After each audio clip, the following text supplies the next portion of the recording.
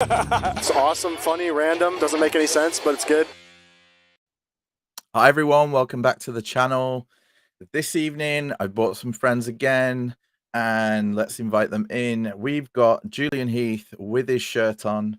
We've got Jane from 21st Century Saints rocking the haircut, and Peter Bleakley from Mormon Civil War, and we love to see those danglies from his ears. Okay, so this evening we're going to get back to the temple, and last time we left off at the end of the Nauvoo period, and we had some questions and answers. No, some questions and comments from you guys. So we're going to look at a few of those first. And if I just share my screen, we can go. Oh, damn it! I didn't mean to share that website. At the end of the last episode, Nemo teased us by saying he'd take his shirt off, and he did this week. Nemo, you are looking buff, my friend. He can't be with us this evening because he's busy at work. Yeah, sorry. We'll just look at that for a minute, and we're done. It's the reward for 1,000 subscribers. Well done. Oh, thank you. Yeah, one more time. And yeah. So questions and comments from the congregation. You people were amazing. I think we had like over 100 comments on the last video. We had over 250 likes, which was great for the algorithm, and people seem to have really enjoyed it. So let's take a look at the questions. First one, Cosbjorn. Why didn't Joseph Smith restore animal sacrifice or circumcision? Anyone in the room? Okay, circumcision first, because that obviously is going to be the one that the most of the gentlemen in the room would be concerned about. Is it going to be restored? Is this something you're going to need to worry about? My understanding is no, that one is not coming back because it's been fulfilled. The whole Jesus Christ came to do that thing, and he was kind of clear in the Book of Mormon that that's not going to happen. Is that everyone else's understanding on that one? I'm just thinking, what? Why didn't Joseph Smith restore circumcision? Wonder why? Why wouldn't he do that? I don't really think it needs an answer, does it? No, Peter, we can't hear you. Well, I'd say. Well, I mean, I think it's. Can you hear me now? Got you, bro. Can you hear me? Yep. Yeah. So I think it's a. I mean, it's a great question, because the point is here he is getting excited about restoring things from the past, and particularly from the patriarchal Abrahamic era. Yeah, but that's the answer, isn't it? That Jesus said it's no longer necessary. But I would point out that most of the Mormons in Utah get circumcised anyway, because most Americans do that. So I can speak from personal experience. If the circumcision thing was fulfilled, then too much information. Why? What about the animal sacrifices? So, animal sacrifices, according to my understanding, had been, from all of the stuff that I had read, I was pretty sure that animal sacrifice was still a thing that was going to happen. Enough that whenever I was having a look at this question through the week, yeah, Fair Mormon has got a few things to say about it, as does Book of Mormon Central, all of these types of things. So we are going to Doctrine and Covenants section 13, where it talks about when the priesthood was restored. And this shall never be taken again from the earth until the sons of Levi do offer again an offering unto the Lord in righteousness, leading to people like Fair Mormon and apologists to suggest that, yeah, animal sacrifice is going to come back, that the literal sons of Levi will be performing that ordinance in the temple, and that's going to be one of the signs that Jesus is indeed on his way back. Okay, I want to make a point. I live in quite a rural area, and next to me is a field full of sheep and goats, and one of the goats got out the other day. So I was wrestling a goat, and it was hard. I cannot imagine if that goat thought I was genuinely going to kill it. How much harder it would have been to wrestle that goat. Like, the sons of Levi are going to have to be jacked. And for anyone that came slightly late, they'll need to be jacked like our friend Nemo. Sorry, this is going to keep happening. Okay. So, I mean, these guys were, like in the biblical times when sacrifice was a thing, these guys were used to working with animals. If you've ever seen, like sheep shearing and, dipping and things like that, yeah, these guys know how to handle the sacrifice. And it's, I think, a job that would kind of double up almost as a butcher. So like we're gonna be eating what what is being sacrificed. It's I suppose we'll have a lot of rules and regulations around it. I don't know, but I'm pretty sure these guys will know what they're doing. Well, who knows? Good. It won't be a woman. We know that. We can establish that, so the guys will know what they're doing. Yeah. Well, on to Two Cats' comment here. Two Cats was speaking about the fact that as a child, he wasn't born in the covenant and then went to be sealed in the temple. And he was just asking, what about other situations, like when all children are born in the covenant? Obviously, there's no need for a temple sealing then, because it's just automatic. Or a family sealing each time a non-born in the covenant child turns 8. And I spoke to an ex-temple president earlier and put the question to him, and he said, you just wait for everyone to turn 8. So I guess unless you're really worried that the world's going to end before that child turns 8. Can you not? This is just from memory. I'm sorry, I haven't done any homework or anything here, but I thought that if you had children under the age of 8, so if you joined the church with a young family, you could go and be sealed, and your children that were under the age of 8 would be brought into the sealing room with you. Yeah, they are. Yeah. Oh, which is why there's a nursery there, so they're not there for the whole time, but they are brought in. Again, I feel like it's really important to highlight things like this. As soon as the children, if you risk the children being over the age of 8, getting to that youth stage when they might not necessarily want to go to the temple, you've got to kind of, if you're having to have everyone in your family sealed because you're waiting for them all to be 8, you also potentially want to have that all done before they have to have their youth recommends. I'm just saying that might be an issue that might, potentially cause problems, or when they're over 18 and they maybe have left the church. So waiting comes with its own problems. But the other thing is that if you have a child who would need to be sealed to their family as converts, if that child, like mine, has special needs, that child doesn't automatically get to go with you into the temple if they're over the age of 8. That there's potential for a proxy sealing to happen there, possibly. But yeah, everything is very, very up in the air and dependent. Proxies. We're going to get to proxies. Okay, then. Well, Two Cats, there was the answer to the question. It's complicated. Okay, during polygamy times, did any of the plural wives ever receive the second anointing? I don't know. We're not sure about this because it's it begs the question, did Wendy get her second anointing when she married President Nelson, because she's the second wife? And how does that work? I get, because a lot of it seems to be involving the wife sort of blessing the husband, but I guess it's technically possible to have more added. So yes, that's an interesting question. We don't know the exact answer on that one. But if both, I'm pretty sure the wives answer were is alive,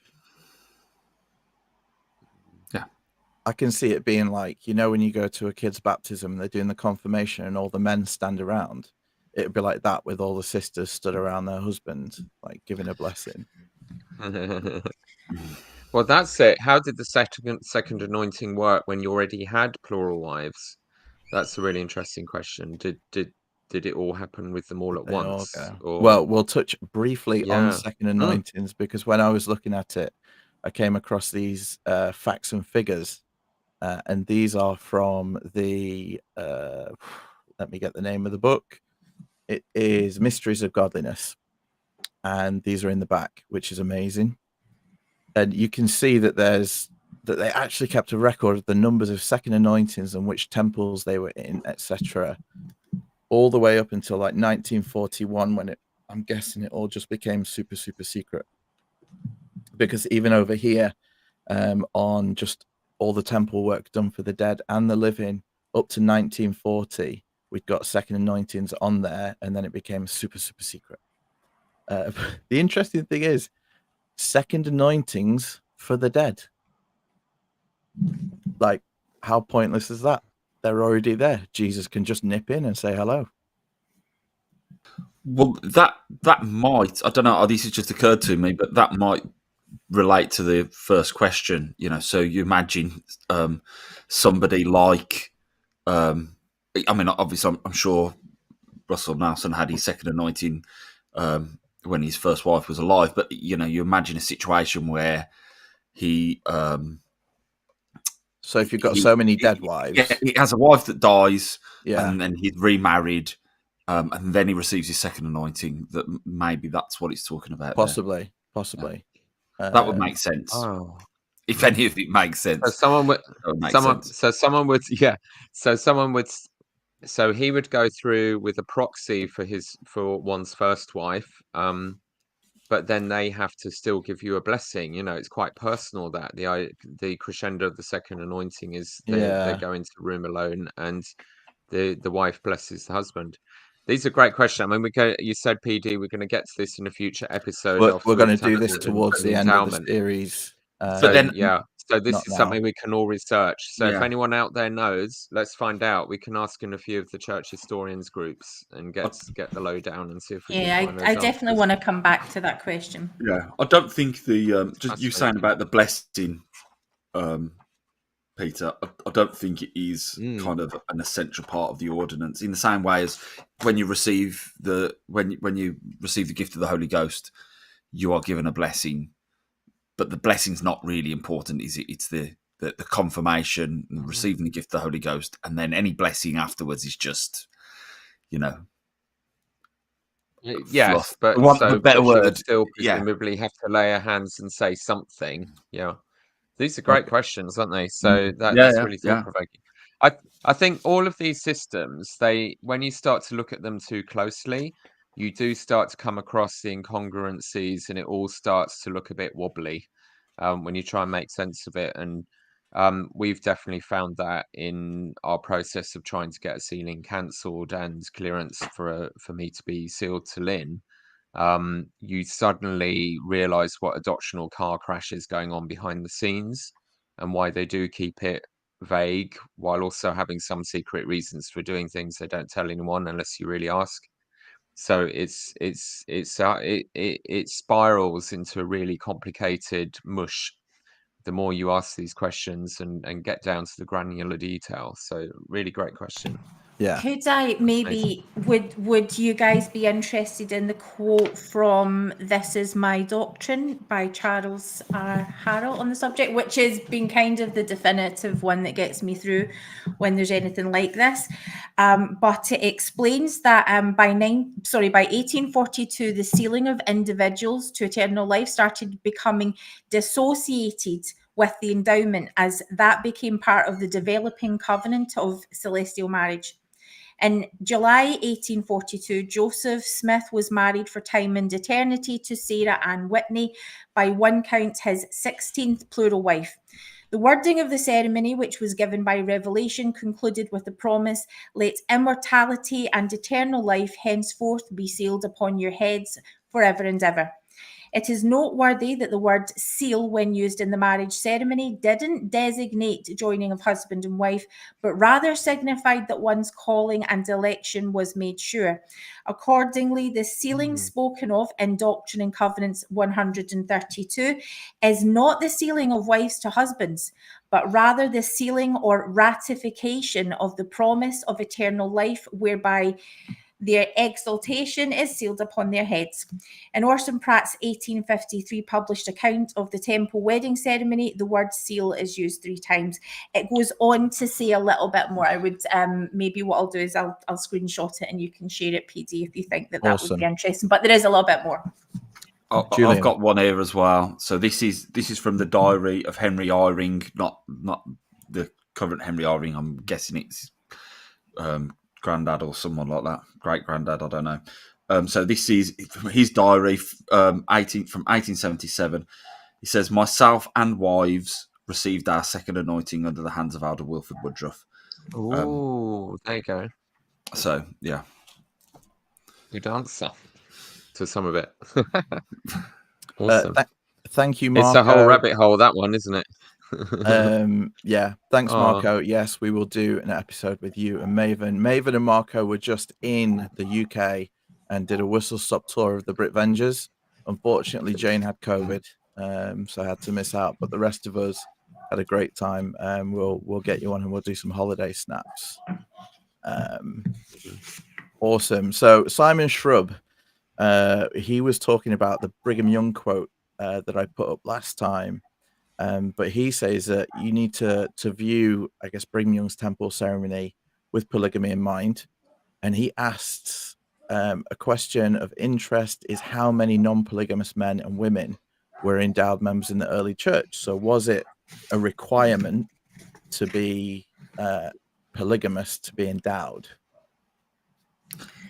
Oh, Julian's got one on this. Yeah, he does. no, I was just gonna. I think it kind of that relationship works the other way around. So when the endowment was first introduced, I think a big function of it was to prepare this group of people for polygamy, and not the least because you're making lots of covenants there with penalties that you're going to keep certain things secret. So a major part of the endowment was this ability to keep a secret, and there are lots of kind of early quotes from people saying that the problem with the saints is that they can't keep a secret, or comments about Freemasonry where you've got people like Heber C. Kimball, who was a Mason, saying the great thing about Masonry is that the Masons can keep a secret.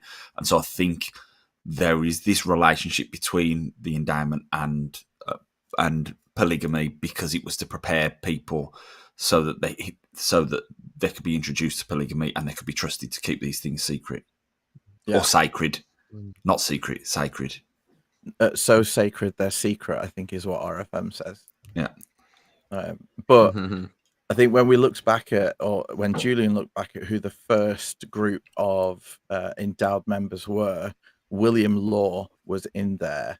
And we know that William Law had a real problem with polygamy. And that's why he started the Nauvoo Expositor with his brother and some others to unearth, unveil polygamy to the world. No. So he didn't have to be polygamous before he went for his endowment.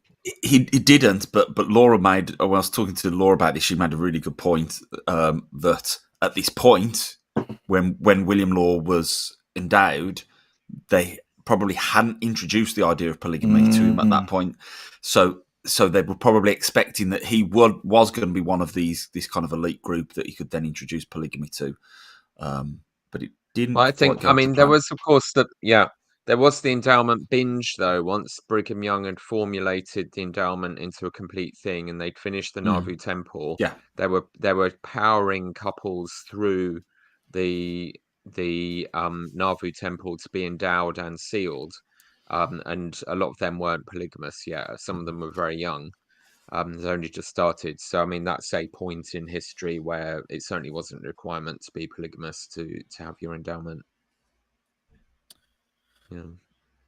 Good. But things changed. Brigham Young later started teaching that you have to be polygamous to make it to the celestial kingdom. So, or the upper echelons thereof. So that, that over time that evolved to make polygamy more and more compulsory.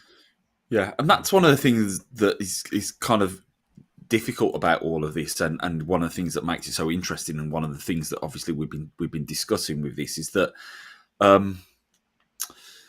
it's all about development. It's all about development and change. And, despite however people want to kind of put forward this idea that the ordinances never change and that the gospel never changes, the temple being the highest ordinance, the temple being a place where you receive the highest ordinances, there is constant change and development going on. Yeah. What's the next question, PD? Okay, the next question. Sorry, I just clicked off. So Kay Wolseley just wanted to make the point that I think we've all made at times, is that to go to the temple, you must be a full tithe payer. And that if you're not a full tithe payer, you can't get in, and therefore you can't partake in the covenants and get the required information. So therefore you have to pay to get into heaven by extension, which I thought was interesting. We don't need to go into that. I think that's just a logical kind of step that cynical. That triggers a little memory for me. A year or two ago, a member of my bishopric sort of made some comments. I think it was in a bishopric meeting, maybe a lesson, saying, God we are offered all this salvation and all these great gifts and eternal life for free as a free gift. And I said, no, you have to pay tithing for it. And you could see a little sort of mental car crash happening in the room because no one had really made that connection before.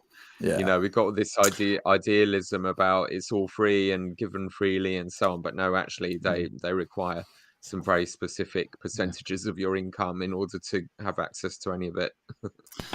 So I've got a quote here, PD. So I don't know I'm not sure what the situation was in Nauvoo with the Nauvoo endowments, whether they had to pay tithing, I don't know. But rules for admission, this is in 1856 with the opening of the endowment house. So this is kind of the first endowments that were carried out in Utah. It says the persons who can get their endowments must be those who pray, who pay their tithing from year to year, who live the lives of saints from day to day, setting good examples before their neighbours. Men and women, boys and girls over 16 years of age, who are living the lives of saints, believe in the plurality of wives, do not speak evil of the authorities of the church, and possess true integrity towards their friends, can come up after their spring crops are sown, and their case shall be attended to. So that's kind of like an early, the early kind of temple recommend questions. Yeah. I wonder who was the first person in human history who had religion and then thought, you know what, I could monetize this. And was just because people will have bought gifts and offerings. You imagine someone, they bring the fatted lamb or whatever it might be. But who was it that took it from a gift and an offering to, if it's easier, you can just throw a few shekels in that tray? Well, we learned who in the temple it was Satan himself that monetized and did the whole malarkey there. Yeah. But so I am very conscious of the fact that I feel like that part of me that is still apologetic and has had specific experiences. You know what? I think I'm gonna just share this and just let you guys have fun with it, because this is genuinely what I keep wrestling with right now. While I totally sympathize at how awful it must be to be able to hand over checks and not know where that goes to, I have a different sort of background, being married as a convert to a non-member husband, and he is not just the breadwinner, but I stay home and look after the kids. So if you'll want to do the maths with me, that my income is 0. And I go before my bishop every year when he remembers to ask me, because there's not usually a lot of point in asking me, which is crap. But I am a full tithe payer. I pay 10% on that 0. Yep. So I don't have that experience, and I look at me and other saints who would be in the same position, that if you have no income, you can still be a full tithe payer. And that's genuinely what I'm sort of sitting here, while I totally agree with what you guys are saying, that is the effect that it has. It's not been something I've had to wrestle with. We used to pay it yearly towards the end because we thought, well, better the money's in my account for a year. Like, Jesus will still get it, but if it hits the fan, I've got a few £1,000s sat there kind of not doing anything. But then when you go to give the check in, when you zero the account and you go to give it in, you're handing over what is a really nice, like, 5-star cruise or something like that, and you're just like, oh my gosh. Can I ask a question too? And I'm so sorry if I'm like ruining your schedule, but this is a really interesting question to me. Schedule. Go on. We're here all night. Okay, I mean, audience, please let me know about this too. But isn't it the case that if you pay tithing in America, you get to sort of claim back at the end of the tax year? There's sort of tax benefits for you doing that. It's the same here if you're self-employed. Right. So you can write it off. Well, you can. Sorry, go on. No, I was just going to say it's so. My understanding of this is that if you use gift aid, then the tax that you paid on the money that you're donating is given to the charity as well. We'll call it the charity. Is given to the charity as well. And, so really what you should be doing is you should be saying, well, okay, well, you're getting your 10%. You don't need that extra bit. That extra bit, I keep that back. But of course, it's not seen that way, is it? And this is, I mean, we could easily turn this into a podcast about tithing, couldn't we? But for a principle that we hear all the time, it's not about the money. It feels a lot about the money, doesn't it? Yeah. As soon as you start to look at these things, and when you say about, when did it start? And we talked about offerings. Offerings have been there for as long as religion has been there, and that goes back to when we were talking about the animal sacrifices. That was an offering that was given, and it was an offering that would be used in most cases to feed the professional clergy as well. They would be fed from those offerings. But it's relatively recently where we've got this mindset of, well, it's not 10%, because the scriptures there isn't a scripture that says donate 10% of your income.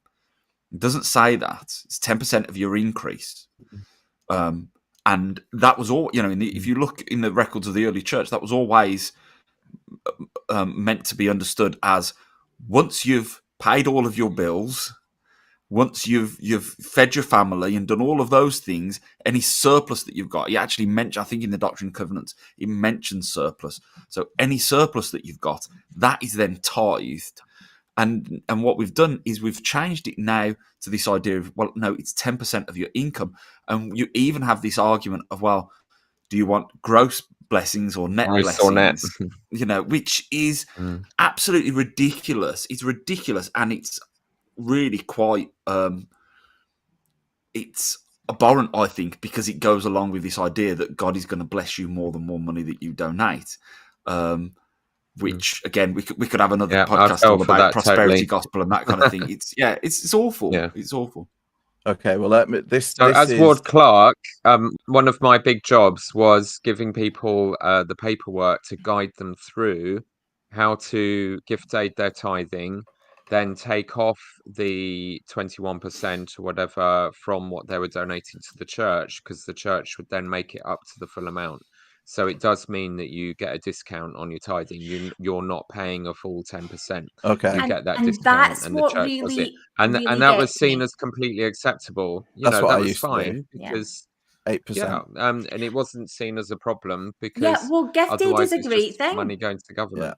Okay. Those who are I'm going to working call a halt. I'm going to call a halt to gift aid. you're so selfish. We're going to end the tithing on this. This pastor dies and he's only resurrected if she receives enough offerings. I saw this the other day, and it's perfect. Brilliant. Let's just hope it plays. Okay, she's on the floor. Watch this.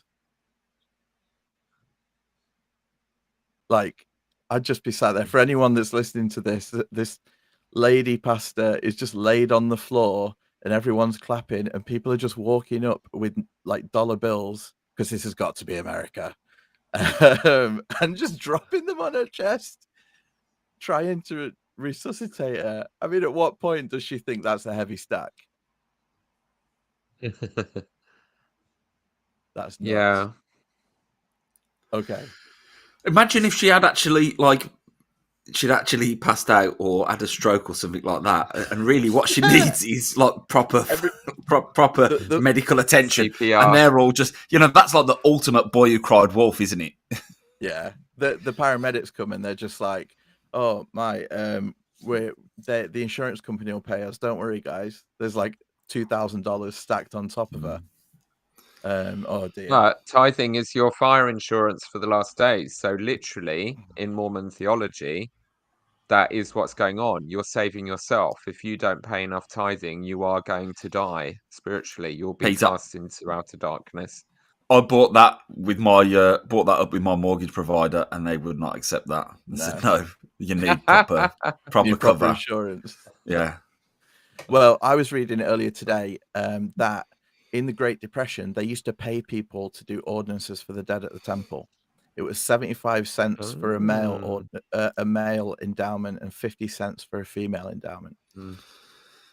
So, yeah, that's in that book that I said earlier. What was it called again? I keep forgetting. The Mysteries of Godliness.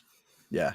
I mean, even getting sealed or your patriarchal blessing, those things involved money. Yeah. Yeah. Okay, so we're gonna start moving this train along, and we're gonna get to baptism for the dead. And there was someone wrote an interesting little story about how they thought or imagined work for the dead was going to work. Team Poseidon down here at the bottom. Team Poseidon, if you're here, big up. This made me laugh. He said it's like an ordinance done in a temple here, and then something like a telegram is delivered to the spirit of the relevant person. Spirit messenger. I have a telegram for the deceased spirit of Reginald Putridus Lapouf. Are you the spirit of the said Lapouf who died in 1767? Lapouf. That sounds like me, but I must confess my memory has become a little foggy ever since I became a disembodied spirit. But the name and year does ring a bell. In fact, if I recall correctly, I died while ringing a bell in a poorly constructed belfry. Fell right out of the belfry and plunged down to the cobblestones below. Yes, it's coming back to me now. Spirit messenger.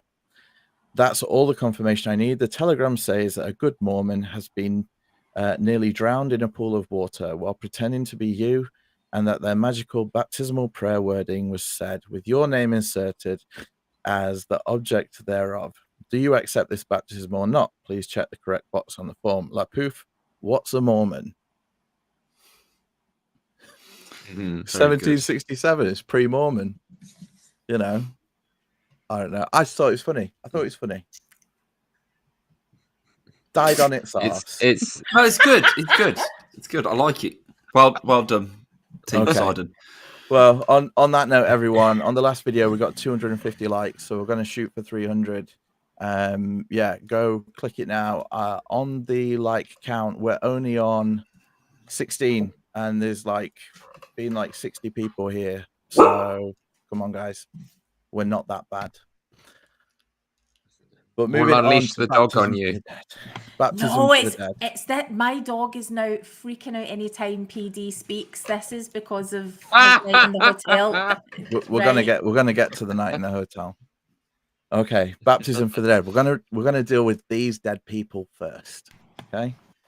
So from the church, I thought, who is best to explain baptism for the dead? Rather, the church. And so that's what they're about to do. And now you may have wondered about the Mormon practice called baptism for the dead, something that may be new to some of you. So what is baptism for the dead? Where is it done? And why is it important to Mormons? First, let's talk a little bit about baptism for the living. 2,000 years ago, Jesus went to the Jordan River, where he was baptized by immersion, lowered fully under the water by John the Baptist. By doing this, Jesus showed us two things. One, that everyone needs to be baptized, even he, being perfect.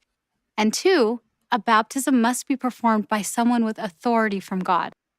Okay. And then she goes on a little bit about temples and proxies. This is an interesting bit. She's going to teach us what a proxy is. I'm doing this so I don't get a copyright strike from the church on their YouTube. It's dead people. They use proxies, living stand-ins, to represent those who have passed away without proper baptism. Let's explain proxy a bit. Your math teacher couldn't make it to class because she was out sick, so she arranged for a substitute, a proxy, to fill in for her. And you'll remember from the Bible that Jesus suffered for our sins. He also acted as... I love it how they use really like menial day-to-day tasks to describe eternal These proxy baptisms consequences. are also by immersion and with priesthood authority, and each one is witnessed and recorded. And that's why Mormons are so interested in finding their ancestors, so they can do a proxy baptism for them. You may be asking yourself, isn't it a little presumptuous for Mormons to perform a baptism for the dead who may not even want it? Well, the Bible teaches us that individuals have the right to choose. Mormons believe that right continues after death, and that spirits of the... Sorry, where does the Bible teach that? I think when I looked at the article, they're referring to 1 Corinthians 15:29. Because Yeah, but it's no that's right to choose. There's nothing to do with the right to choose in the Bible anywhere well, whatsoever. Peter, she's not answering questions back. But speaking of the right to choose, right, Trouble in Paradise. Please ignore Nemo. Trouble in Paradise. Speaking of the right to choose, it says in there that people who are baptized as dead people don't become members of the Mormon Church because they got in trouble for that. Here, when they baptized thousands and thousands of Holocaust victims, this is from the church website. Unfortunately, some of the names inappropriately submitted for temple baptism have been Jewish Holocaust victims who were not relatives of church members. In the early 1900s, the leaders of a number of Jewish organizations approached the church about the issue. Sorry, not 1900s, 1990s. The church has always had the deepest respect for the Jewish people and close relations with many Jewish groups. In 1995, in the spirit of brotherhood and accommodation, the church identified a number of measures to address the problem. Now, I wonder if that measure was that they got loads of children to go into the font and unbaptize them in the name of those Jewish people and dried them on the way out. They were just like, oh, okay, get dry quick in the name of Mr. Goldblum. Yeah. But yeah, the church has been very ordinance happy for a long time and then had to kind of wind their neck in on that one. Well, it's the passive aggressive nonsense again, isn't it? Inappropriately baptized, as if the members have been told not to, which they had not been told not to. You know, it's all let's get everyone baptized, follow your family. We'll just pick random politicians who wrote the Constitution, even though half of them were atheists, and baptize them. You know, there was no hint anywhere that one should be careful to avoid Holocaust victims. That was on them, and as usual, they're trying to blame the members in the wording.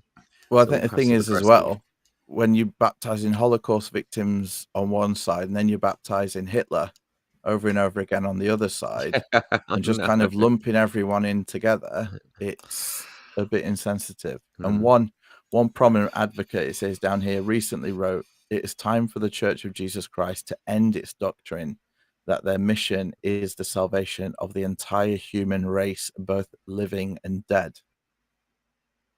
Could you imagine if they ended that? I've got to say, I might get into trouble. James, say it. You're here, so you can rein me in if I go too far. I don't get what all the fuss is about. If you don't believe it doesn't matter, does it?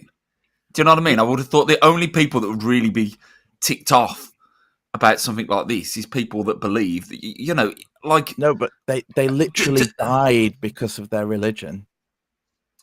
Yeah, but it doesn't matter. If you don't believe any of it, it doesn't matter. It's not like they're gonna kind of get to heaven and some like spirit missionary is gonna come in and go, "Oh, sorry, you can't be Jewish anymore. We've baptized you down on earth.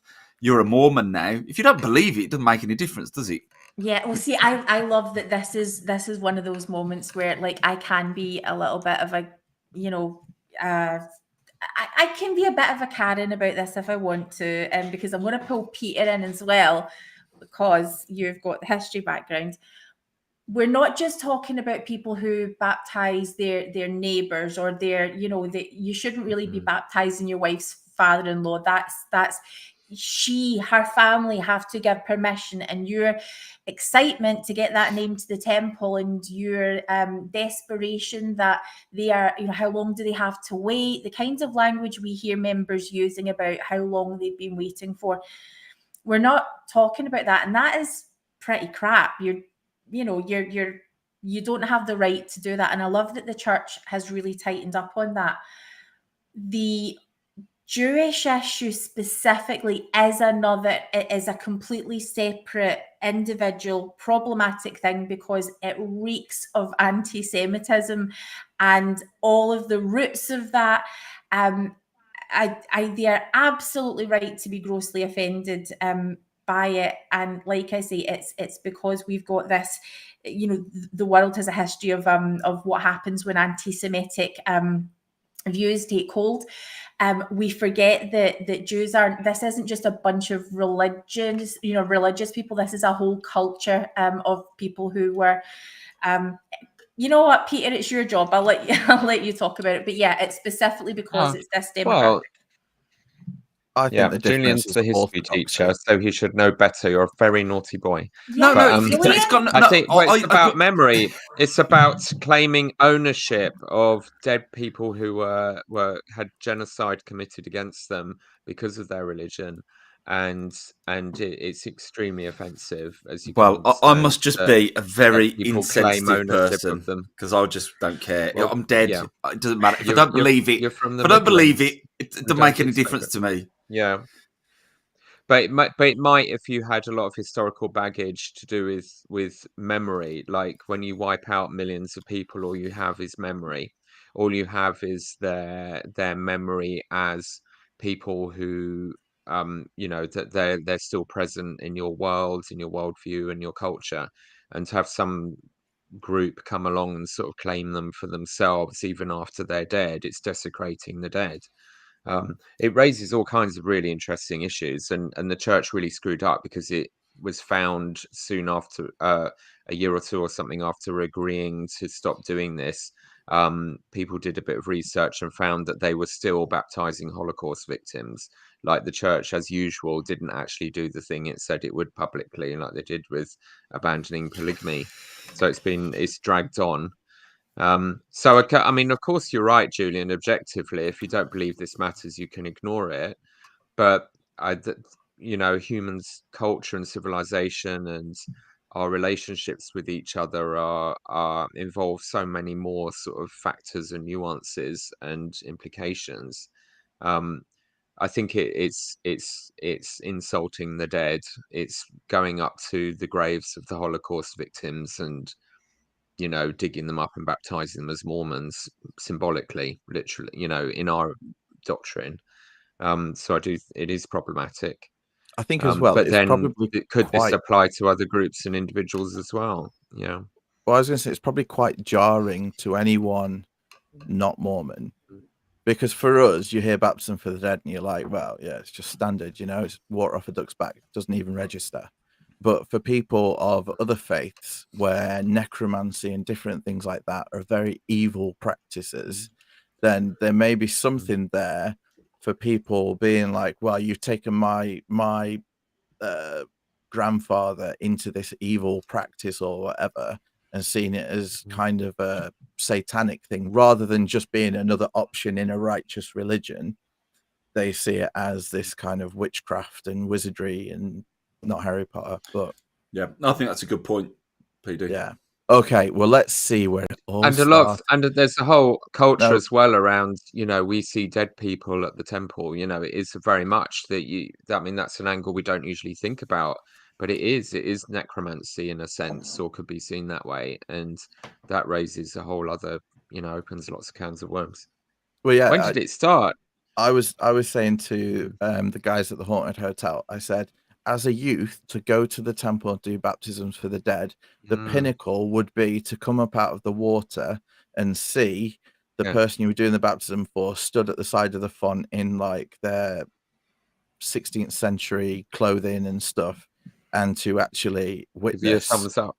Yeah, you know what I Yeah. mean? That's the pinnacle in the Mm. temple. Or what do people say? I felt them there. I felt my ancestor there with me. Mm. And I actually, yeah. Sorry, I'm jumping Go in. on. You keep going. Well, I think that's a really interesting point. You're right. It doesn't get talked about a lot, but I think often women tend to talk about these types of experiences more. In my time between, I was telling PD this the other day. In my time during while I was less active from the church, I had spent a bit of time in the spiritualist movement doing the whole, seeing what's going to come through kind of thing. And I was really surprised going back to hear the one. Now that is so offensive to Mormons, right? It's an abomination unto the Lord was the quote I kept hearing in my ward about the whole subject. Horoscopes, you name it. But you would go to the temple and you would hear this kind of the language of spiritualism, to the point where I remember women saying, "Did your aunt used to walk with a limp and a cane? Because I could see her." And they were really trying to sort of connect over this sacred experience that one's feeling a bit uncomfortable with, and one is having this vision of what this dead woman looked like. Now that's one of many, many experiences, but I think because women don't tend to get to exercise these gifts of the spirit, there is that crossover in the temple. We're told it's where heaven meets the earth.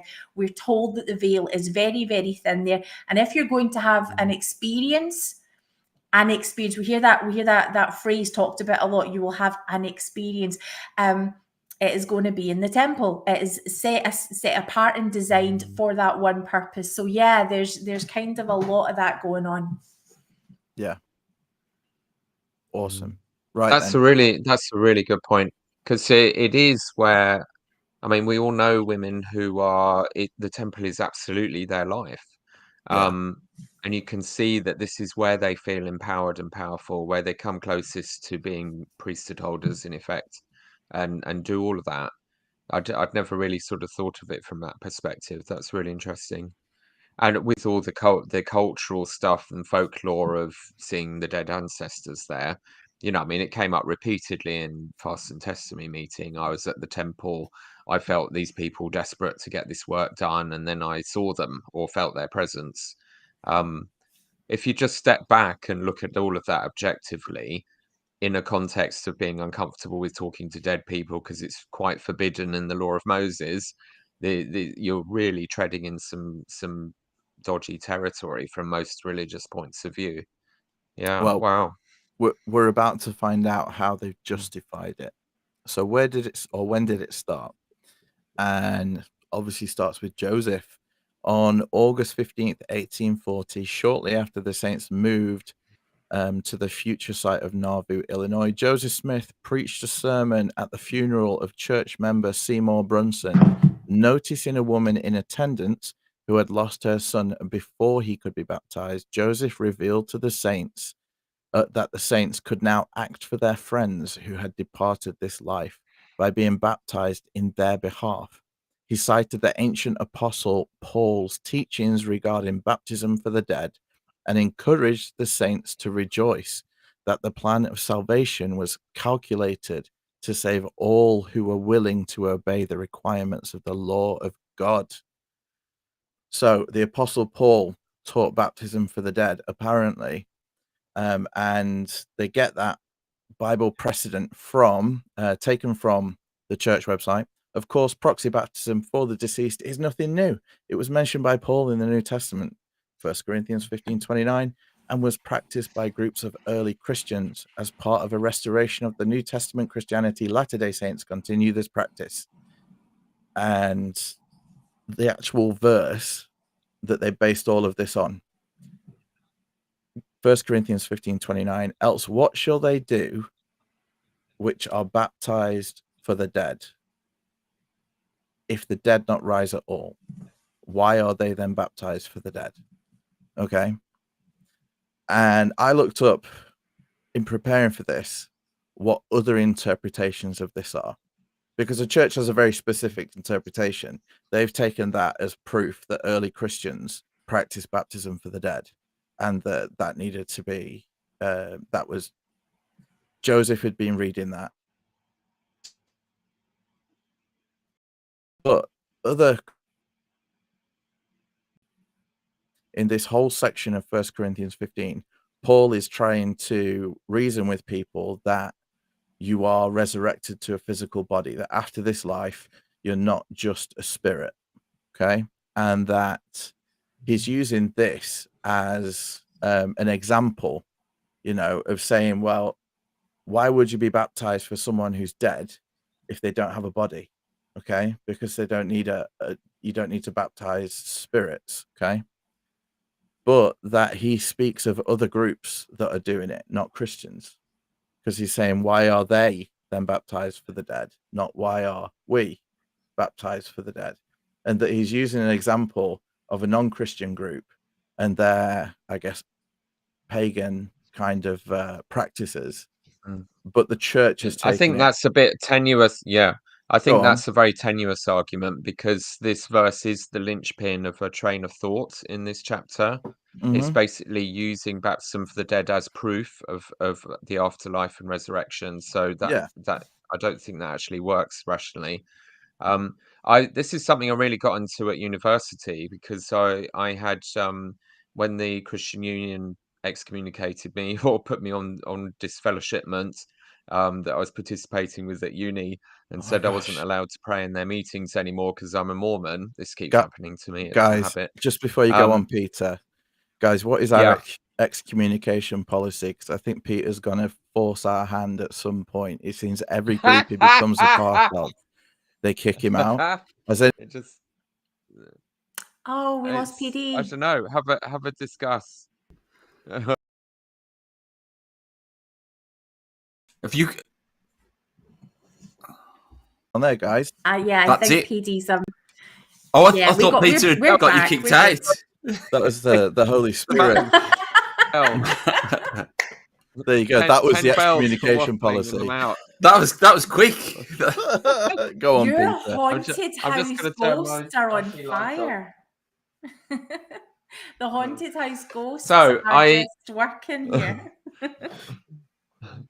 So when the Pentecostal fanatics running the Christian Union had an anti-cult campaigner come round and tell them how awful Mormons are, and told me I wasn't allowed to pray anymore after worshipping with them for a year, Steve Aitchison, who was in the year above me as an art student and was the assistant to the Anglican chaplain in the school, and he was on the Christian Union committee, he thought this was ridiculous because Christian Union is not a church. So he's like, well, why are you doing church discipline on Peter? Because you're not a church. You know, you can't be telling him he can't pray or something, or judging that he's not a Christian. So what followed was he got hold of every anti-Mormon book there was at the time. This is all pre-internet in the early 1990s. And we spent a year or more just wading through all this anti-Mormon literature, having many hours long discussions about Mormonism and early Christianity and so on. So one of the things that obviously came up a lot was temple work and baptisms for the dead. We both kind of went on a bit of a quest, I certainly did, to try and find all the biblical commentaries we could from different authors and different denominations about these verses. And what was really interesting was a good half of them acknowledged that this verse did seem to be pointing specifically to an actual ritual that the Christians were doing.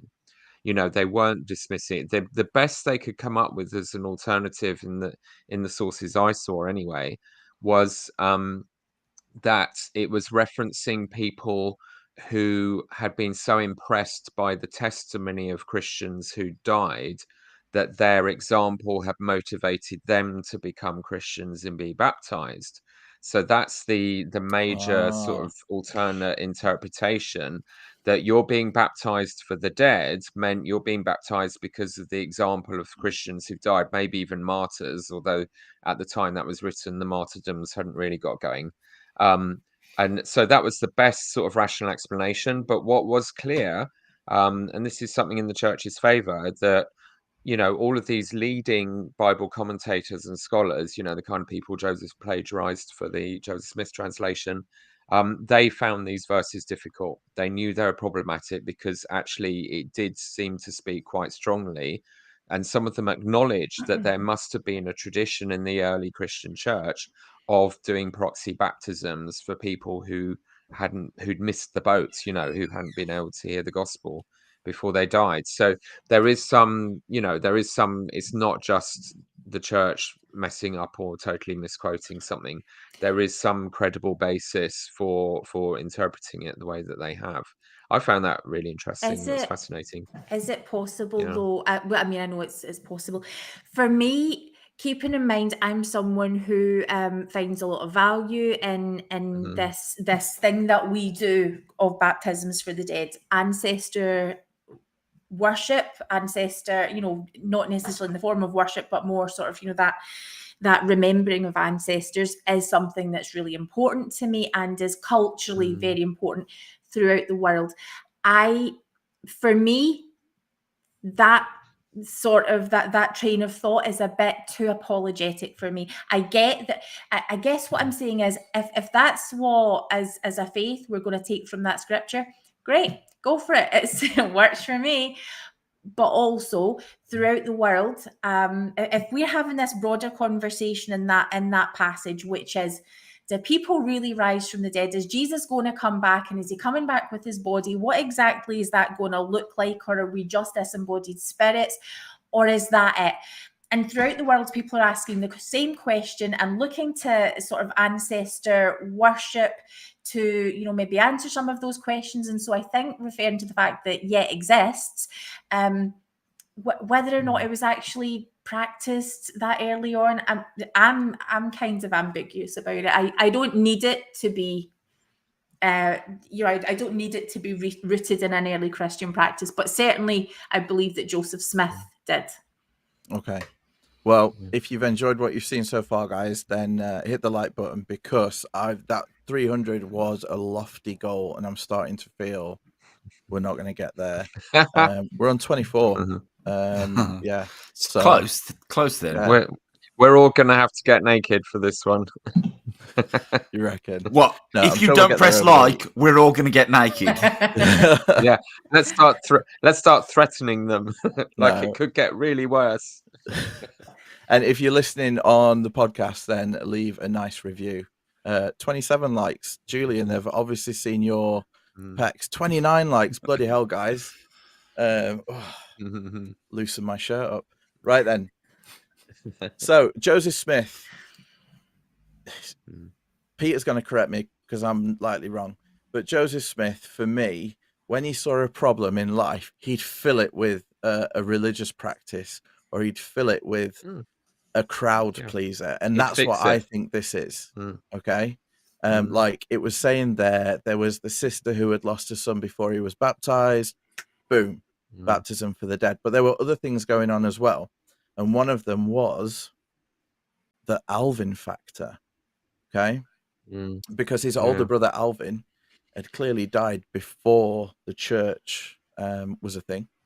And they went heavy on being baptized by the right authority in order to get into the celestial kingdom.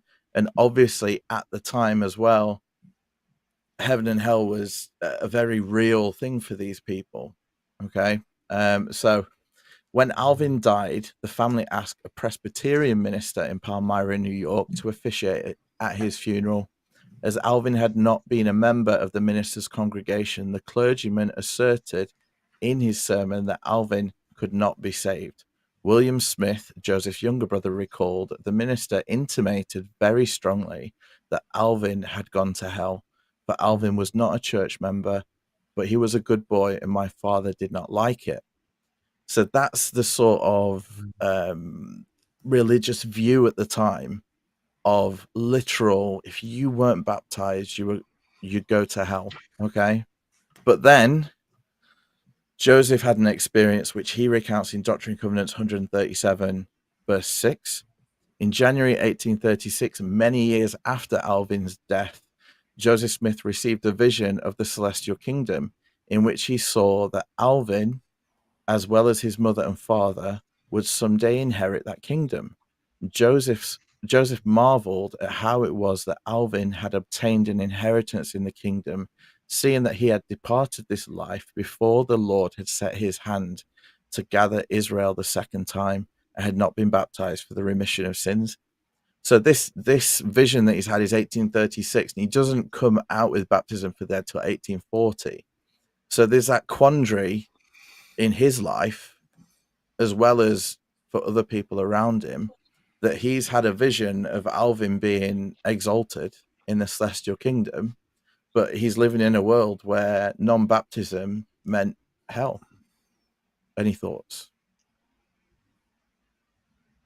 I really love the fact that you mentioned Joseph seeing problems in the world around him and solving it with a theology. That's actually one of the good things about Mormonism that I like, that it gives us the scope to do that.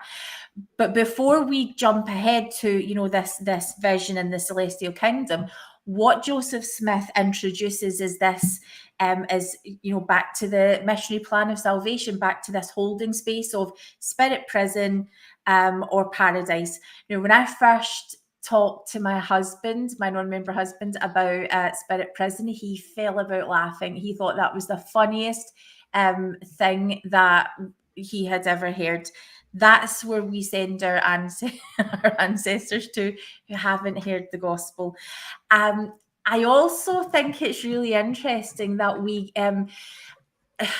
I'm a member of a ward who were very, very rigid in thinking, and quite often the Catholic religion would get pot shots on a Sunday during a testimony meeting, which was very unnecessary and I disliked very much. But I remember some guy who was bearing testimony of how purgatory, as he had heard of it, because he wasn't even a Catholic, he's just heard about this, was such an awful thing. And I'm listening to him thinking, has he heard of spirit prison? Like, you preach the same thing, but you're calling it a different name. What do you? So there's this idea that there's precedence for it, that I don't know, it's a love it or hate it kind of thing. So just before you do, Julian, on the spirit prison thing, I was on the Mormon investigation the other night, and they were asking me to call out to the spirits. So I was calling out, "Are you in spirit prison?" Because I thought that would have been the perfect response to get a yes, and you'd be like, "Plan of salvation, spirit prison." Go on, Julian. No, I was just going to make the comment that this is all linked to the problem that we know so little about the next life, if there is one. And I think that's true for a lot of religion. Yeah, if you think that the Old Testament is virtually silent on any kind of concept. The Old Testament doesn't even make it clear that there is an afterlife. There's very little in the New Testament. And even in Mormon theology, the reality is that we could take everything that we know about the next life and we could write it on the back of a tithing envelope. We don't know. And so we have to come up with some of these ideas to try and make sense of it all. But it doesn't make a lot of sense. And that's what we try. We're trying to make sense out of something that we know very, very little of, and kind of blundering attempts don't make even less sense. Julian, you just had talked about all of the scriptures where it doesn't make it clear. I hadn't even thought of this one, and this is mentioned on page 361 of This Is My Doctrine. There is no indication in the Book of Mormon that Christ introduced the doctrine of salvation for the dead during his visit to the Nephites, even though, according to LDS doctrine, he had just visited the spirits in prison and opened the door for their salvation. Isn't that really interesting? Yeah, because imagine how many things that they would have actually had in the Book of Mormon if the Book of Mormon had been written in 1844 and not the 1820s. You know, Milk before meat, Nephites, milk before meat. Yeah, but when you could argue the point that the main function of religion is to help us cope with death. The main function is the great fear and anxiety that mankind has always had because of death, and it's just so vague. You know, we don't flesh any of this out. Yeah, and I think it's the God of the gaps, as we always say. You know, it's always come from man and woman trying to fill in the gaps that they wonder about so much, because death is a painful thing. I don't mean the actual, yes, that's painful, but for the people left behind, it's emotionally painful. And how do you explain that pain? How do you deal with that pain? You know, and it is comforting to think that that person will be waiting for you somewhere, or that they're in a really nice place, you know. And here's an interesting thought as well, though, that we know so little about it, and yet here we have a religion that is led by a living prophet that we would hope would be able to answer some of those questions. And what's happening as time goes on in Mormonism is it's getting more and more vague. It's not getting more and more clear. It's actually becoming more vague.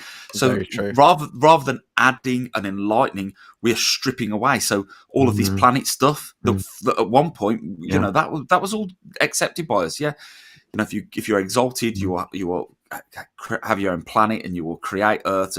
And now we say, no, we don't know about that. You know, we actually the picture is getting muddier. You know, not clearer. I think the reason for that they're not theologians and they're cowards. You know, they're backing off actually being responsible for any doctrines anymore, unless it's homophobia, in which case they've got all kinds of things they'll go for. But it's a loss, isn't it? This is a unique selling point for Mormonism, and they're frittering it away again. Yeah, I think they're a bit spineless in the fact that the world has caught up and disproven a lot of physical things that the church claimed, like when we joke about Quakers living on the moon and different things. Well, who'd have ever imagined? Would Joseph Smith have ever imagined that Nephites could have gone to the moon? You know, if he could, I swear it would have been in the Book of Mormon. But we went there in the end, and there were no Quakers there. And it's those sorts of things, and the church just quietly just pushes that to the back. And like DNA, we've gone from the tip of North America to the tip of South America and all the Pacific Islanders being Lamanites. And then DNA came along, and now it's just, oh, well, no, that's not what actually what we meant. We meant a small little section of people in Central America in like a valley. You know what I mean? They're just retreating. Whereas I would really like them to take a stand on something, not about, because the things they're taking a stand on are just things that irk them, like LGBTQ policy. Yeah, don't take a stand on that, because you're just being mean to people. Take a stand on something that is genuinely unique. Like, yeah, come out and say there's Quakers on the moon, you know, or come out and say this is what's on the menu in the Celestial Kingdom. Take a stand. And Julian, I think that, you know, is absolutely right, that the one of the big gaping holes in the rationality of Mormonism that you sort of kick yourself when you suddenly see it for the first time, or get someone explains or mentions it to you, is that we put so much emphasis in the church today on the temple ordinances and those covenants and things being the absolute be all and end all of the gospel. The Book of Mormon itself has diddly squat whatsoever about any of them. There is nothing about any of these ordinances. No baptism for the dead, no endowment, no sealings, nothing about eternal marriage, even though it's meant to hold the fullness of the gospel. And this is just one of those really, it's so epically important and huge and threatening to the sort of the consistency of the Mormon narrative, that you just kind of don't let your brain see it, or no one, of course, talks about it unless you're starting to become a bit more skeptical. This is a huge change. We now make this the be all and end all. And I really feel that what's going on in places like Birmingham, where they're going to dump a temple in the middle of a place hanging by a thread and losing most of its active members, Next and door they'll to be Julian. herding people into the temple. Yeah, and they'll be herding people into the temple instead of out there to get converts and to do ministering, and herding them towards the last few remaining members who need support, or finding some new members. It just shows that symbolically this has become completely disproportionate. It's taken over the whole thing. And the leaders love it because you can really control this. You can get the money off the people to go in. It's all measurable. There's no accountability for any of it, because this is all promising blessings in the next life and for dead people who are not, unless, people are having these experiences coming back to tell us about them. It's a win-win-win, and you can buy temples. You can make something look spectacular with your vast wealth, even if hardly anyone's going to them. So you can sort of see how control freak Pharisees, as it were, are going to love that, as making that the whole focus of the religion, because it removes so much of the messiness of normal human life. It's data, it's a name, it's dates, it's a machine, it's rituals that you can predict and control and measure. None of it involves ministering to living people and dealing with their messy lives, or convincing them to believe your religion, which opens up a whole reality check. There's a massive reality check there. You have to be offering something that's actually helpful and relevant to living people to appeal to them. But if you can divert everyone's attention to obsessing about something where there's no reality check at all, that's a win for a controlling organization that is losing its ability to defend itself in the real world. Julian has taken 3 sharp intakes of breath during your speech there, Peter. I feel that he's going to push back. No, I'm not pushing back. But there's so much stuff that we could go with, and it seems futile to kind of what we're talking about tonight, because there's so many things. I know. You're saying there about making it useful, and it doesn't even need that. It just needs to be imaginative. Say what you like about Joseph Smith. I'm not trying to defend him in any way other than this. The man had imagination, and it's just we're making it so bland, and we're stripping things back. And I listened to a really good podcast this week. Thank you, Jane, for recommending it. It was the Ramiumptum Ruminations, and there's some really interesting. I can't tell you which episode it was, but I think it was a recent episode.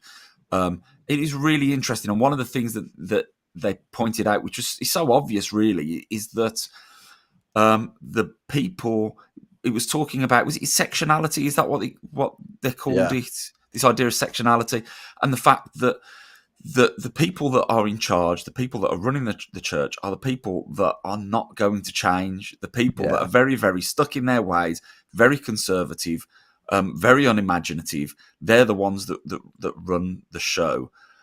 The people that we're trying to appeal to when we go out and do missionary work, the people that join in the church, are obviously ones that are willing to change their views and change their beliefs and opinions on stuff. They're the ones that are coming in, but we're not catering for them at all, because what the brand of Mormonism that is being peddled now is just so bland. And we are, and this is something that really kind of frustrated me going out of the church when I kind of graduated out of Mormonism.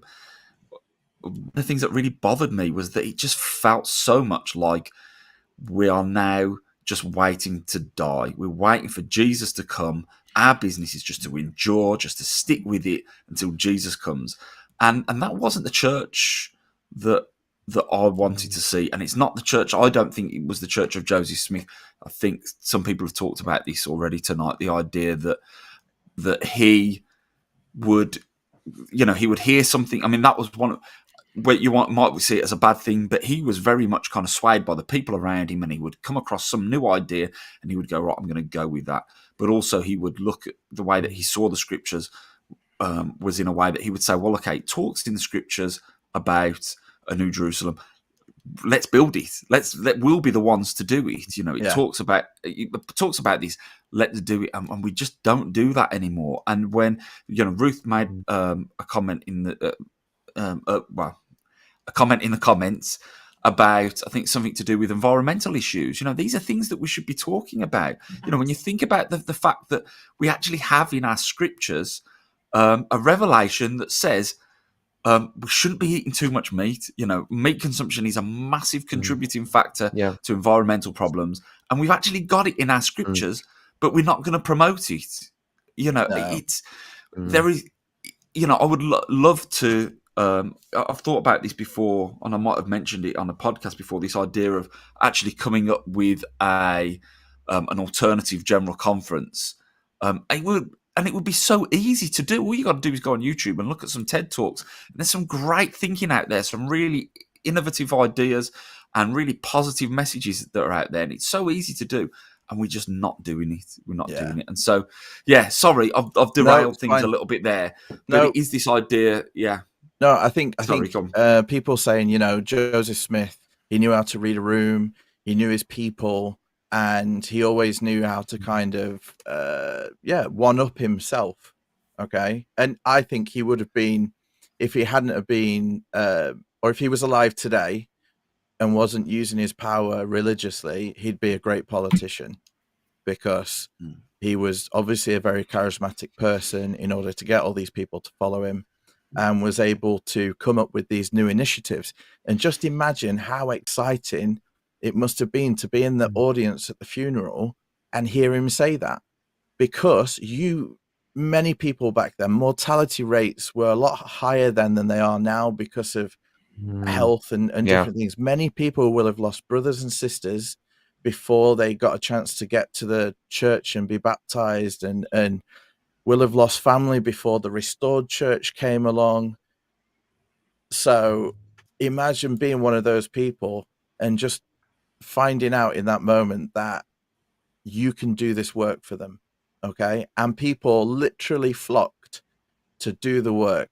And like everything, like all Mormons were very enthusiastic people, and women were being baptized for men and men for women. Again, they didn't have detailed instructions. So then there was a revelation that the witnesses had to be there to make sure that the instructions were being followed, and they'd never done this before. And then later on, it was a case of about 6 months later, in 1841, Joseph received a further revelation that it needed to be in the temple, okay, and monetized it. But the point being, it must have been such an outpouring of just relief to these people that they could redeem their family members. Well, the idea that your granny is burning in hell for eternity just because she didn't happen to be in the right place at the right time to join the church is one of the fundamental flaws in Christianity. I mean, this stuff is genius. We should be, obviously people have got skepticism and issues and so on around the whole idea of temple work for dead people and the baptisms and everything. But it's such a powerful idea. It's still working. That excitement is still there in a much more boring way. This is what is highly motivating people to join our church and to get absolutely stuck into temple work, because it is so powerful. It is redeeming your dead. It is getting over that fear of death. It is doing something about the people who missed out. And it makes rational sense, if you have the paradigm that baptism is essential. When you start to question that paradigm, why God can just forgive them anyway, why would he need all this busy work to happen, becomes a bit crazy. I mean, in its defense, I would say doing work for the dead is an amazing way to connect people with other individuals, to feel a connection with history. The powerful message I always get from it is that every human being matters. even if they had a brief sort of uninteresting life that doesn't relate to anything we're experiencing now. In my Filofax, if I remembered, I've got a little section after ever I did an endowment for someone, I try and memorize the details and their names. And, you know, I've written down, I've got about 15, I think, of people that I've done temple work for. And they're Peter, from all over. They're from Belgium and all kinds of places. And you just Peter, think it is connecting humanity. And that's a powerful thing that religion can do. why do people keep excommunicating you? Your grace knows no bounds. You've actually got the names written down. You are like walking on water, my man. Did you take that to the meeting and you put it in front of them and said, you have a word with these 15 and see what they think? Go on, Julian. Yeah, exactly. I was just going to make the comment that another issue with all of these, it kind of relates to the whole idea of baptism, and that is that it turns God into these absolute Jobsworth that just doesn't make any sense. You know, this side, and I'm sure it was never, you know, well, if there was a Jesus, you know, I'm sure he never really intended to say, look, if you don't do this like bath thing, then God's not going to let you into heaven. It doesn't make any sense. It really turns God into these just pedantic, you know, even to the point of, well, hang on, not all of your hair went under, so just, I'm sorry, that doesn't count. You're not coming in. It's ridiculous. Doesn't make any sense. Here we've got this omnipotent, benevolent being, and he's going to worry about whether our hair went under the water or not. He's going to stop us from going to heaven because our hair. It's so silly. And like I said in the previous one, I think ritual is important. I think because it can be very useful. And if you understand baptism as just being a symbol, it's similar to when we take the sacrament. If you understand baptism as being a symbolic gesture that says, look, I'm repenting, I'm starting again, I'm being washed clean of all my sins. You know, certainly as interestingly, the early saints in the Mormon Church understood it this way because they would do the rebaptism thing. They didn't see it as a one-off. So there would be times when they would baptize themselves as a kind of a renewing of their commitment. That is useful. I think that works. But this idea that it's some kind of entrance ticket into heaven is tosh. It makes no sense at all. As soon as you create ritual, you do have to start having rules around it. And this is the whole struggle, is at what point do you get super pedantic about every detail? And this is kind of a lot of the big message of Jesus, that he was having this battle with the Pharisees who'd made it all about adding extra expectations, extra tassels on the clothing and virtue signaling through clothing. And you can't touch the unclean thing, therefore you can't talk to Gentiles. And his main message was rein it in, people. You know, yeah, I'm not here to destroy the law of Moses, he said, but you're overdoing it now. You've taken it too far. You've lost the point. You're not getting the spiritual food from this because you've made it so pedantic and everything you've described, Julian. You know, it's and so this is the thing. If you're going to have ritual, and it's going to be a ritual that is a shared ritual and that you pass on to future generations, you do have to codify it to some extent. You know, it can't just all be spontaneous. And thus the nightmare of the complications and schisms within religion kick off, isn't it? It's frustrating. It's how can you get the balance right and who decides? Yeah. Well, now the balance is that in the basement of every temple, I'm saying every, that's a sweeping statement, but I'm thinking most likely every, is a baptismal font on top of the 12 golden oxen that represent the 12 tribes of Israel. We don't idol worship, so it's nothing to do with that idol, that oxen in the Old Testament somewhere that they got in trouble for worshipping. But it's there. We've all got memories, or I'm sure many of us. James, do you have memories of going to the temple? Have you done baptisms for the dead? Because I know you came later in life to the gospel. Yep, many, and some of my first memories, because I converted when I was in youth and Oh, then okay. drifted away. So, and then I was a youth leader. So yeah, it was just a really, I really enjoyed spending time at the temple, problems and all. One of the things that I don't know, I think is probably quite good, was the opening up of temple recommends for to have sort of the part recommend where Yeah. if you hadn't been in the church for a longer time, you could go and do just baptisms. I thought that was a really good move. But I guess my main sort of concern would have, it still is, how awkward it is for the youth, because predominantly it's youth who are actually doing the proxy baptisms. And honestly, some young women's activities that we had to have, I had a hot tub and we practiced with the young women You getting in. never. It's getting in and out of the font, because they were so self-conscious about how to do it. They were so self-conscious about, because obviously everything Yeah. sticks to you. Turns out you have a body shape, and just the pure nature of the shape of their teenage bodies was something that they were so self-conscious about, because all of these young men are there too. They don't have gendered sessions in the temple because Nope. they can't have to, because we need a man to be performing that ordinance. So yeah, and I would literally be teaching the young women, if you have a look at that picture on the temple, you can see that there's a woman who's coming out of the waters of baptism. Do you see how she's got her shoulders kind of hunched forward?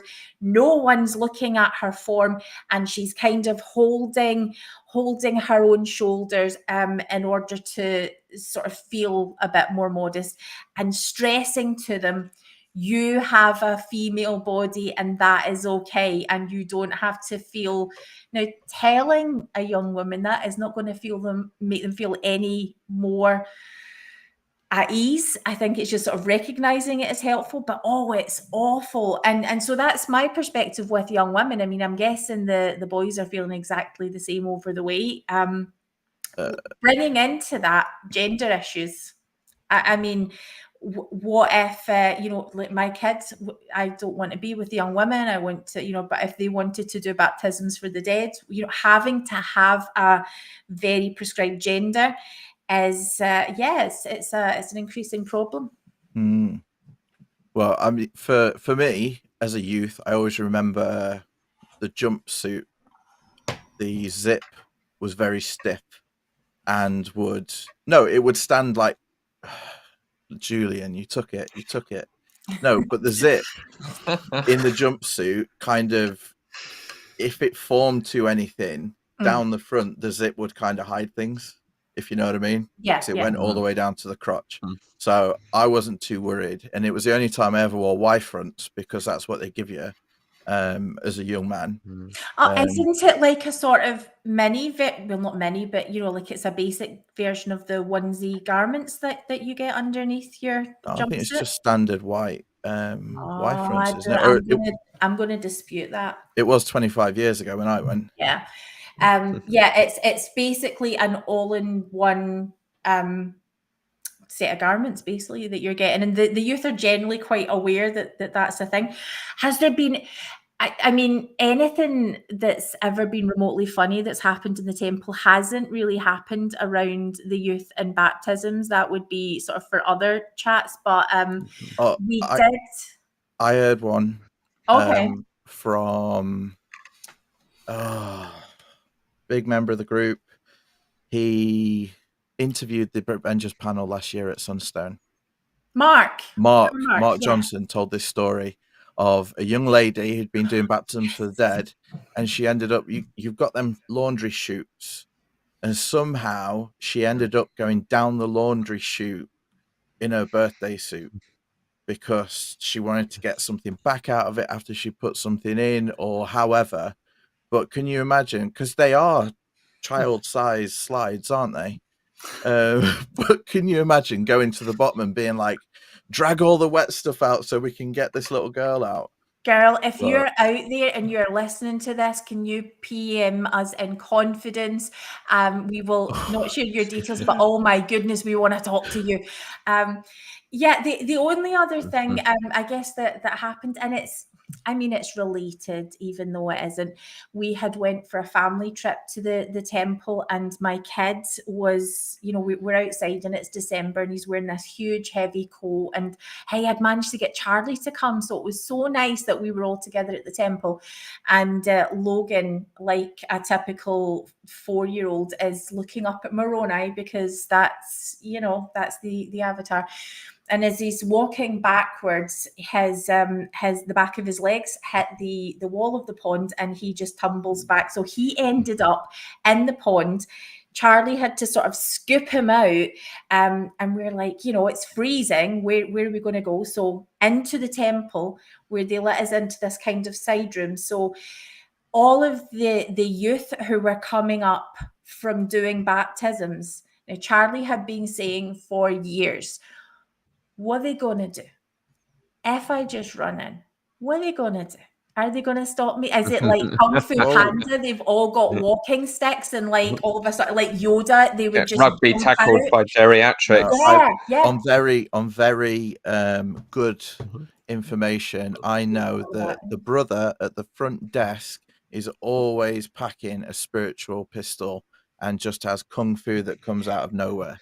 Well, see, and this is Charlie's philosophy also for getting into the celestial kingdom. Like, it's going to be that same guy on the desk at the temple. I'm just going to run past him. What's he going to do?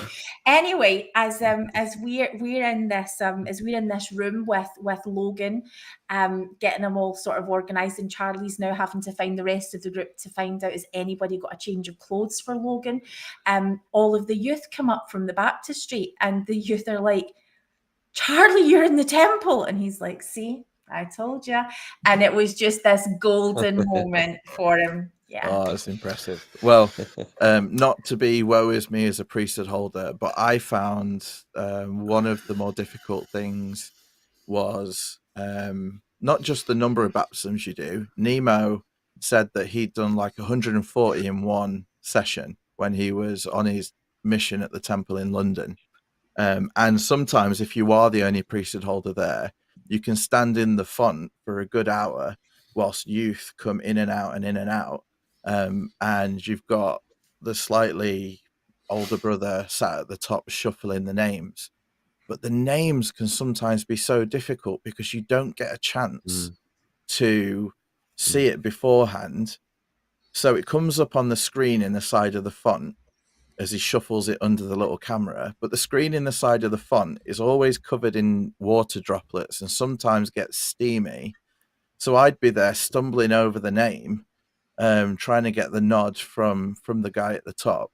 And then once you've done all that and you go into the next room and you sat on that really comfortable kind of ergonomic stool, and you take the little perch like a squirrel, right? And you spend an hour just going like this. Just taking your hands on and off the kids' heads as you say all the names. I find that, I miss that. Can I ask, I don't know whether this is just my experience, but why do they always put the grumpiest people in the baptistry, like the grumpiest temple workers, in the people that you get the feeling that they hate kids, and they're the ones that are in the baptistry? No, I asked this question once. I think they're all is it policy, PD? No, I was told that it takes a very special person to be able to run the baptistry because you're dealing with children, and some of the people there just can't deal with it. So they have to put the very assertive couples down there, and assertive couples tend to be arseholes. So, you get banished to the basement if you're assertive and can organize squirrels.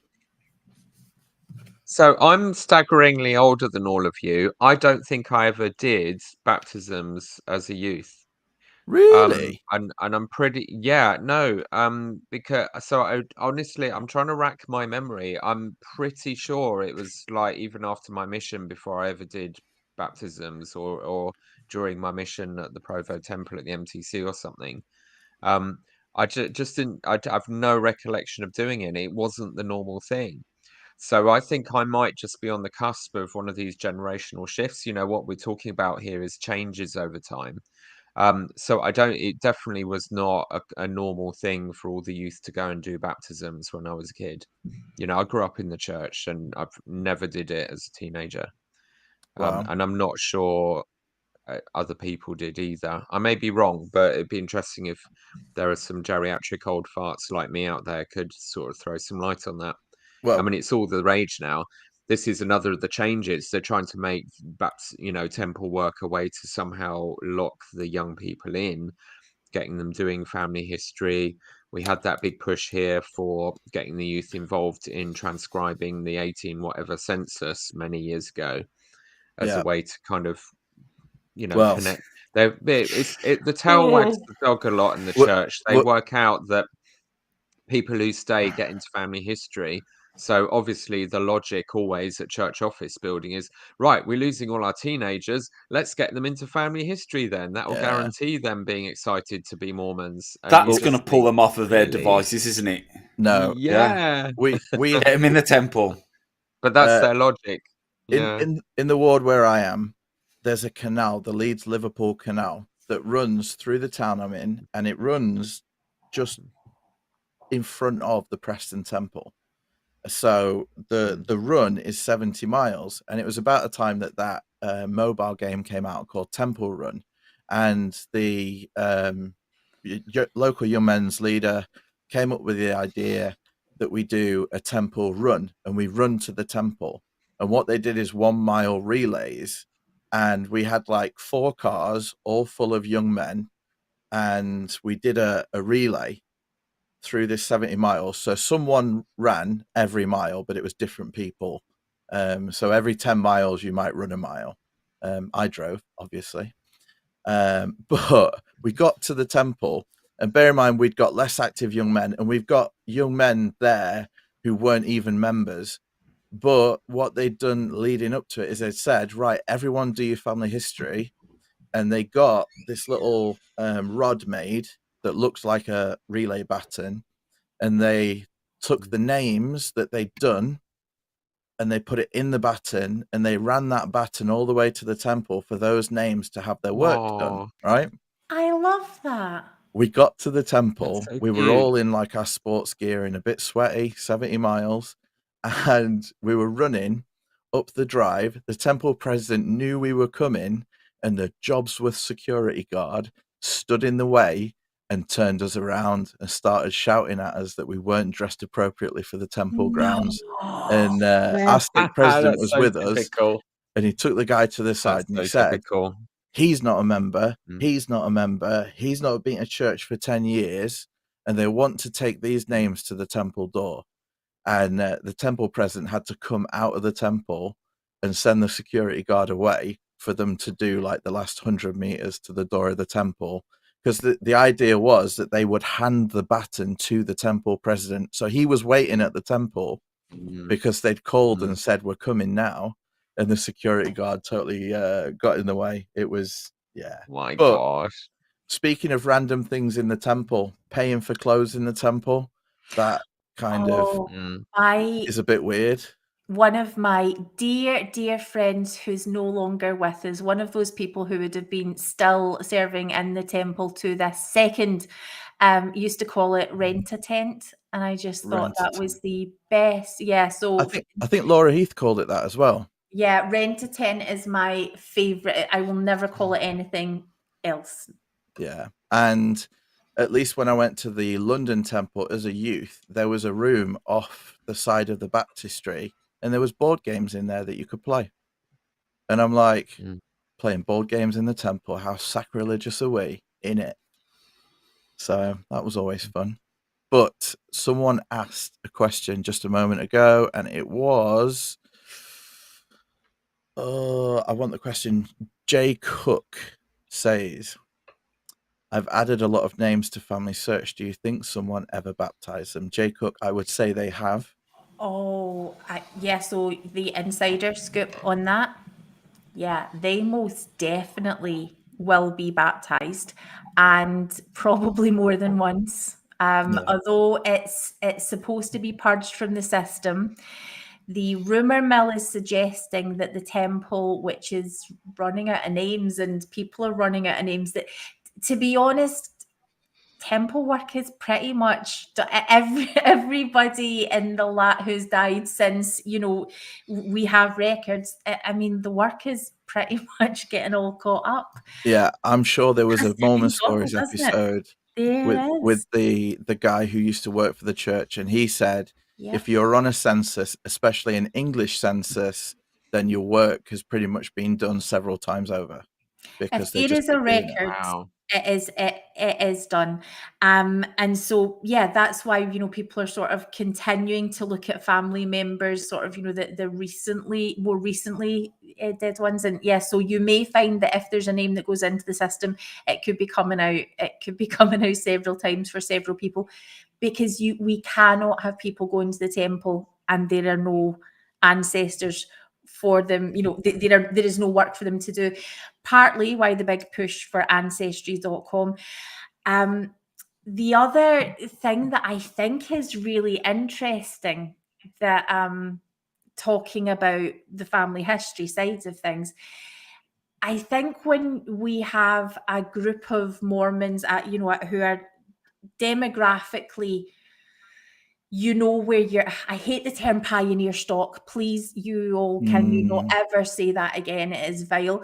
But yeah, you know, the people who are multi-generational Mormon, who are over there and have a lot of sort of pride in their family history and roots, because it's a bit more, you know, families are sort of, we don't have the Mormon stalwart roots here quite so much. I would suggest that there is a lot of family trauma that comes simply from doing family history. And it's not necessarily even, you know, you're looking back and finding some kind of skeleton in some kind of closet, which we all know happens. But just because the idea of family that we teach in the church is so idealized, and we have this celestial family that we're working towards, and your daily life is about that focus, having to think about, you know, the family that aren't interested, that have made it really clear, or that there's, you know, there's conflict there, it can be enough just to sort of make you, it can be enough to re-traumatize you. And so I would suggest that in Mormon families that are very secure in their family relationships, doing family history is probably going to be a lot more successful than someone who maybe like me, who it's easier to do family history for a short period of time, and then you have to kind of let it go because it can all just get a bit much. Okay. Well, JC has made the point that I was coming to, and I'm going to be a bit cynical, but JC said, I do appreciate all the genealogy work by so many TBMs. It benefits many non-members too. And then my cousins and our family historian uses Ancestry a lot. Will be in the UK in August. Swing by, JC. But let me tell you this, okay? And I've discussed this a few times. Ancestry.com is a for-profit business of the church. 30 billion records, okay? They're one of the biggest and bestest genealogical records and systems, you know, companies out there, right? And a lot of people don't even know that they're the church. They're just like Ancestry.com. But 30 billion records, yes, probably the majority were already existing.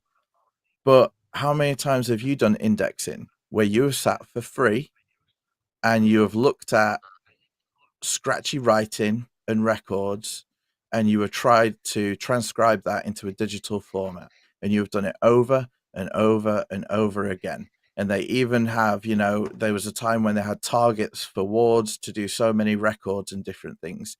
And this is free labor for the church. This is the cynic in me.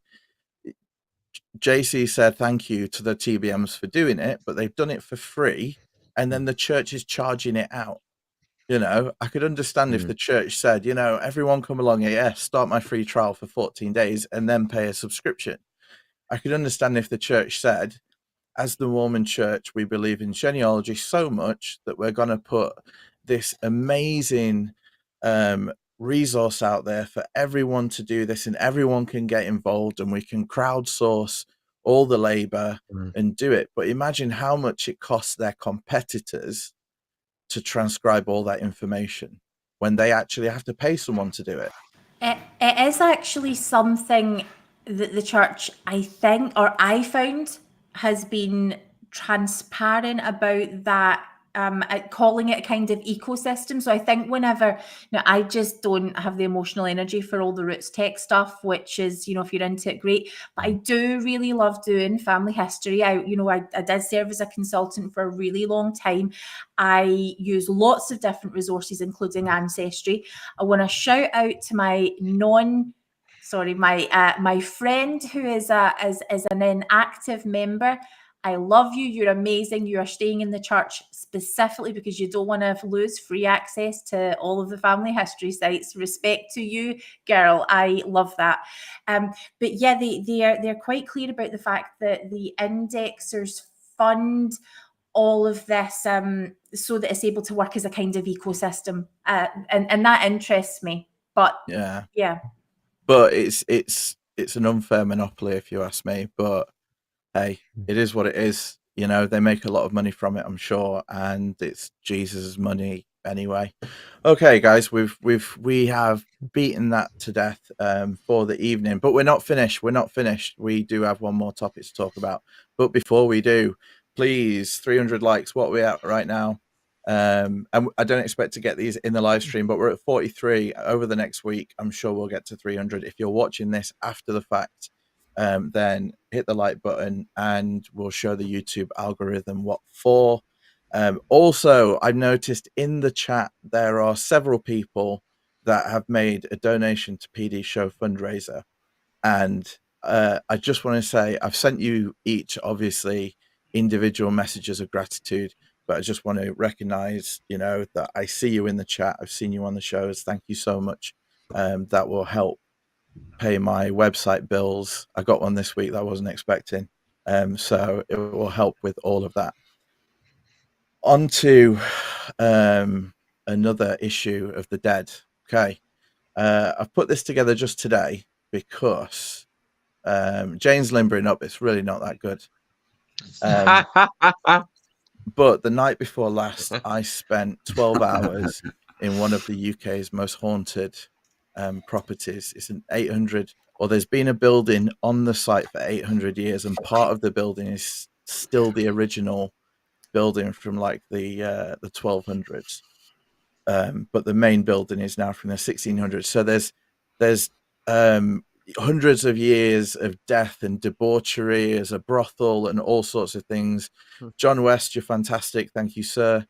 But it's supposed to be one of the most haunted places. And what the owner's done is he's given access for people to come and stay and go ghost hunting for the night. And that's what I did. And little did I know there were no other customers there. I asked several male friends to come with me because you have to sleep in the same bed. So sorry, Jane, I don't think your husband or Sister PD would have been happy with that. But I asked several people to come with me and they all chickened out. So I went on my own thinking, well, there'll be other customers there. And there was no one. I was the only person. And at one point, all the staff left. And I was the one person left in the 800-year-old pub for the rest of the night. And I was absolutely cacking myself. But I put together a little trailer because I'm still pulling footage together. They're still to send me some footage. So it'll probably be a week or so before I can put together the actual episode. But let's see if we can do this. Priesthood Dispatches. He's the man. It's awesome, funny, random. Doesn't make any sense, but it's good.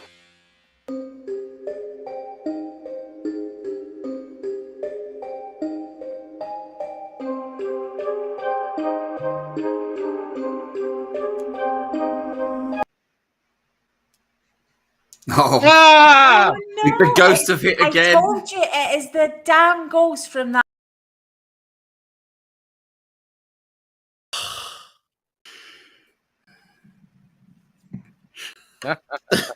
Peter, You're very Peter, that harsh. was far too. I was like, "What's scary?" Sorry, guys. We're gonna. Oh my gosh! I don't know what's doing it.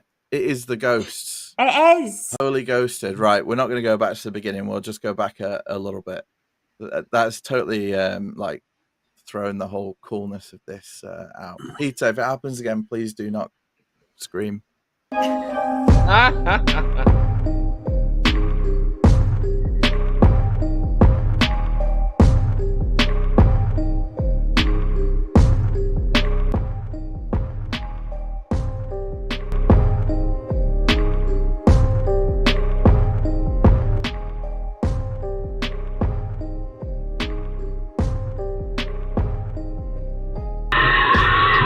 Is there anyone here?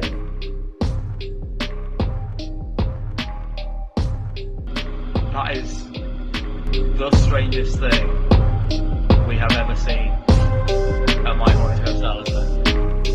Was that you, Spirit? I felt you.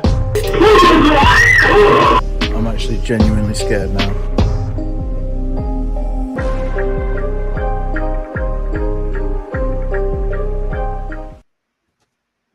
I was really scared at that point. I don't know if you can see it on my face, but I was absolutely bricking it at that point. That was when I called Jane. What did you call her?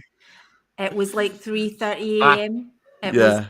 I mean, like you'd done most of the night, and the fact that you did the whole night there, just well done. I was that was the point at which I was ready to run, but the ghosts were stood in the way, so I just had to cower in the corner with that look on my face. So, like, I don't believe in any of that. I'm not someone who's super into this kind of thing. But as soon as you mentioned that you were going to do it, I was so excited because it's fascinating, it's entertaining, and everyone loves a good jump scare.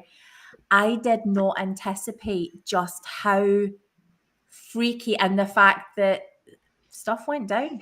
Yeah. You didn't call me for no reason. No, I do not subscribe to ghosts. I don't subscribe to, know or believe in any of that. I just agree that there are things that I don't know. And, because it could be anything. I tell myself it was a really old building, obviously. It was a really hot day and a cool night, so everything's relaxing, and it just so happened that it relaxed next to my head. I was in the wrong place at the wrong time, maybe. Or it could have been a poltergeist trying to rip my ears off. I don't know. But they made it pretty that doll, atmospheric. That rocking chair, yeah, you didn't stand a chance. Yeah, that rocking chair that was rocking by itself, that was at the foot of the bed I had to sleep in for the night. And I was constantly looking up thinking, if that rocking chair starts moving right now, I'm going to start rocking. And when I got back to the room, I gathered all of my things in one place, like a go bag, so that if it kicked off in the room, I could get out with all of my things at once and not have to go back in, because the rooms were made up to be scary anyway. So I was, and because it's kicking off outside the room, you couldn't do a runner, because the thing is outside your bloody room. You would have had to have run past the legion of whatever it was to get out. But can I tell you, so my big brave, like 26-year-old son does not like dolls, but finds them extremely creepy. He loves to give me jump scares, so in revenge I hid a doll in our fridge so that he opened it and worked like a treat.